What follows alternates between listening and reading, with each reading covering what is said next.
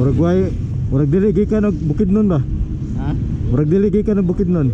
Mana og kanoy wasing. Pagkaugma to gikalingan ako bakit kay. Ako doon. Ako ganay trabaho. Martes pa ko. Awa ko ganay trabaho. Wag ka trabaho Lunes. Wala. Buenos dias mga amigo. Karon na napuntay ride mga to tagkatiil. So kuyog na to ang atong mga tropa diri sa Panabo. Atong pang malakasang verses o kining ninja nga 250 ni Rodel. Meron pa tayong isang kaibigan na dadaanan natin sa may Tagum City dahil taga Santo Tomas yun. So doon lang siya naghihintay. Ang plano for today's ride is mga ligo daw sa may Aliwagwag Falls. So di naman ako nakadalang damit. Hindi ko alam bakit parang hindi ako prepared na maligo.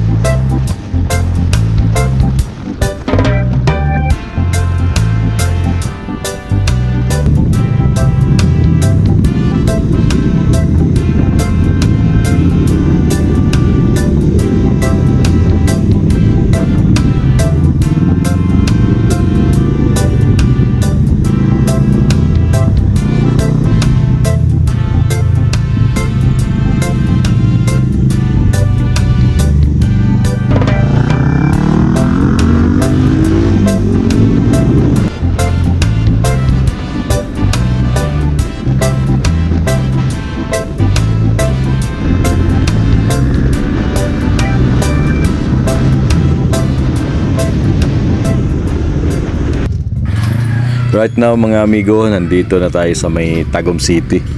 Andito na yung isang kasama natin na naka Dominar 400. Mukhang ready na to sa kanyang swimming attire. Excited ng maligo. Labab.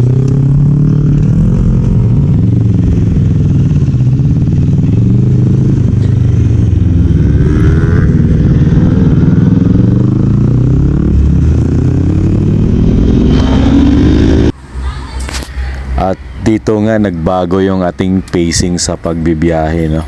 Kasi nabago yung ating spearhead, yung nakadominar na. So itong batang to masyadong mabilis magpatakbo. Kala mo laging hinahabol eh. Gusto sigurong ubusin yung power ng kanyang dominar. Gusto masubukan yung kanyang top speed.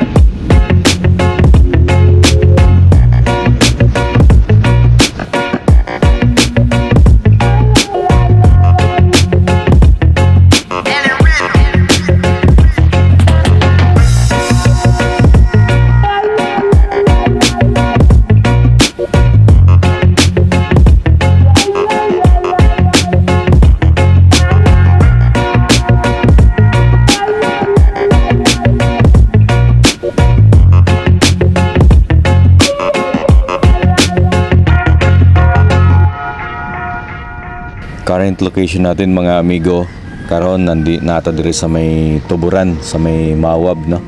So ito yung napakagandang kalsada, ganda ng twisties niya. Halos mga kaibigan natin dito mapapabangking talaga dahil sa ganda ng kurbada niya. Tsaka ang kapit ng kalsada, napakagandang ilin dito. Yung kaibigan nating naka-Dominar, feel na feel niya yung pagiging Mark Marquez niya dito. Kita mo, iniiwan tayo sa kalsada. Yung motor niya na Dominar, stock lang yan, pero yung rider po naka-remap na. So kargado na po yung rider ng Dominar. Sa puntong ito, napansin ko sa motor ko na nag-low power na. Hindi ko alam kung bakit, at bigla siyang walang hatak. Kailangan nating tumabi.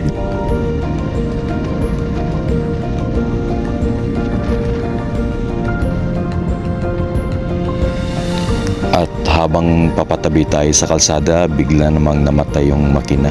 So nakakatakot kung mayroong mabilis na sasakyan sa likod.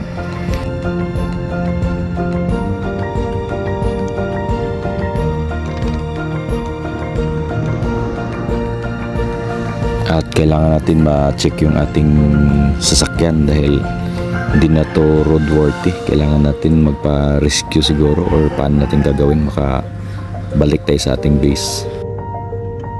At sa muli, maraming salamat sa inyong panonood mga amigo.